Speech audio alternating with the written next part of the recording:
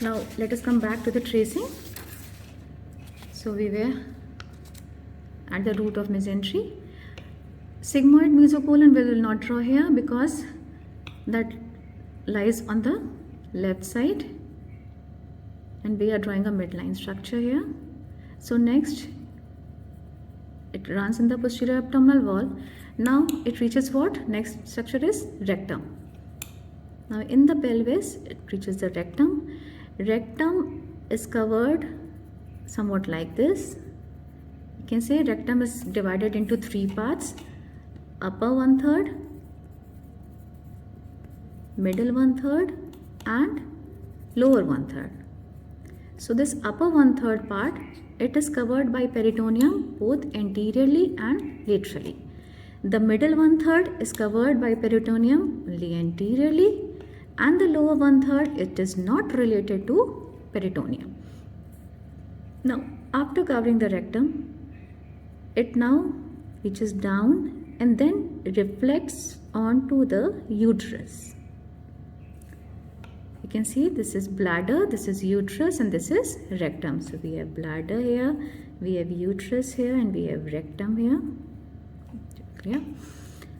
Then it reflects onto the uterus. This level is very important. Where is it reflecting? At the level of posterior fornix of vagina. This is uterus, this is cervix, and this is what? This is vagina. So it reflects at the level of posterior fornix of vagina. What are fornices? You can see that this vagina is enclosing the protruding cervix in it. Cervix का कुछ part vagina के अंदर भी जा रहा है. तो जो स्पेसेस सर्विक्स और वजाइनल वॉल के बीच में यहाँ पे क्रिएट हो रहे हैं, that forms what? That forms fornices. So we have 4 fornices: posterior fornix, anterior fornix and 2 lateral fornix. Among these, posterior fornix is the deepest because of the anteversion and anteflexion of the uterus.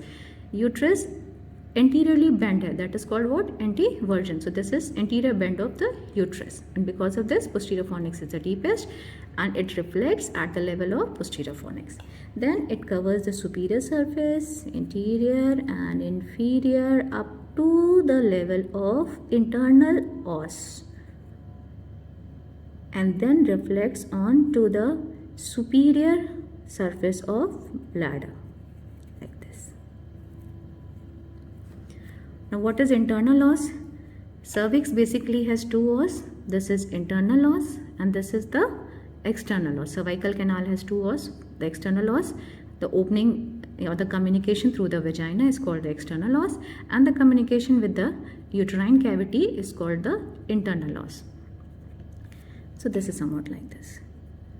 Now again I would like to clear something.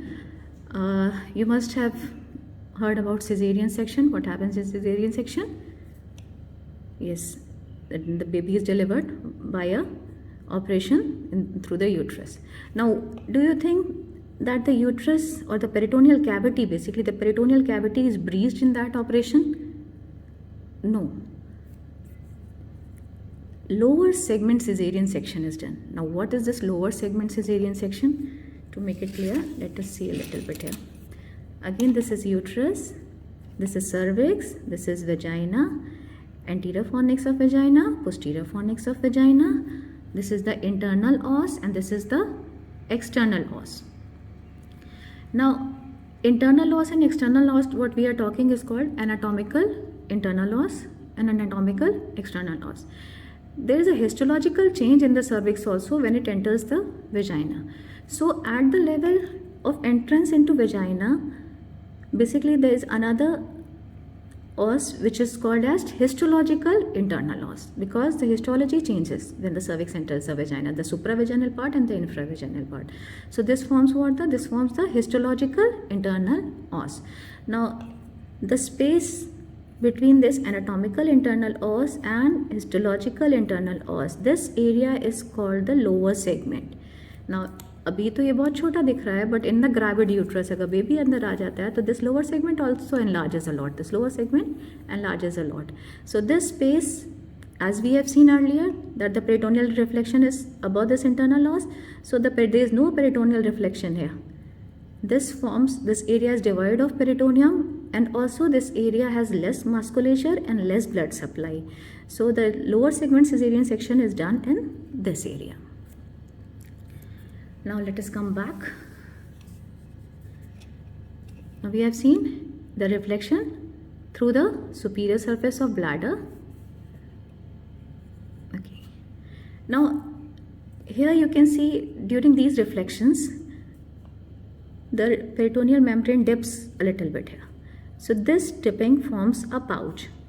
Between the rectum and uterus, it forms the recto-uterine pouch. And between the uterus and the urinary bladder, word vesicle is used for the bladder, it forms what? Vesico-uterine pouch. So we have a recto-uterine pouch and a vesico-uterine pouch. Among these, this recto-uterine pouch is very important. It is also known as pouch of Douglas. Pouch of Douglas. Now why is this important? Because this is the most dependent part of this peritoneal space. Any fluid accumulation in this space will tend to accumulate here in an upright position. अगर इंसान खड़ा है तो this is the most dependent part. सारा fluid finally यहीं पे आएगा. So this is the area of pus collection in any infection and inflammation here. Now this recto-uterine pouch or pouch of Douglas can be felt via this vagina or rectum. This is called per-rectal or per-vaginal inspection, where a finger is inserted in the rectum to feel this recto-uterine pouch, or in the vagina to feel it, when the pus may be drained through these routes also. This distance is also important.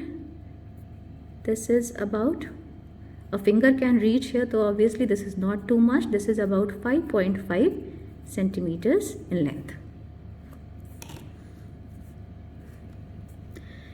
Now, this was in the males. What happens in the this was in the females. What is in males? We don't have uterus here, but we have another structure, that is prostate and seminal vesicle. So let us see, this is the rectum continuing into anal canal. Now the peritoneal reflection covering anteriorly and laterally in the upper 1/3, then anteriorly in the middle 1/3, then reflecting. Now here it reaches, this is the seminal vesicle lying on the posterior surface or the base. Actually you can see the shape of the bladder. It has an apex and a base. So it reaches the posterior surface, you can say, or the base of the bladder. But here the seminal vesicle is related to the posterior surface. So the reflection is just posteriorly or at the upper pole of seminal vesicle, and then up to the superior surface of bladder. So this is the not uterine, it is called a rectovesical pouch. It is called a rectovesical pouch. Now this rectovesical pouch is about 7.5 centimeters in males. So if a PR is done, prostate can be felt, seminal vesicle can be felt, this rectovesical pouch can be felt here. So let's trace it further. We have traced up to the superior surface of bladder. Now there is a structure, though many books don't draw this. I'll be dealing it in detail in the next lecture also. This is what? Urachus, obliterated urachus. From the apex of the bladder up to the umbilicus. Now the peritoneal membrane, this is just a midline ligament, forms a medial ligament here. Medial inguinal ligament, reflects over it. Then it reaches the anterior abdominal wall. Here it also incorporates falciform ligament, that we'll be dealing it later. Otherwise it will create confusion here. Then the undersurface of the diaphragm, then closes the lever, reflex, and gets join to the anterior part of the lesser omentum, thus creating two cavities, the greater sac and the lesser sac. But we better called it space now, not peritoneal cavity. इतने ढेर सारे organs imaginate कर गए हैं, so there is very little space here. So this is called what? Peritoneal space, which very little amount of fluid in it. You can see this greater omentum, it hangs like a apron over the loops of small intestine and transverse mesocolon. The first structure which you will find is this greater omentum on opening the peritoneal cavity. So thank you.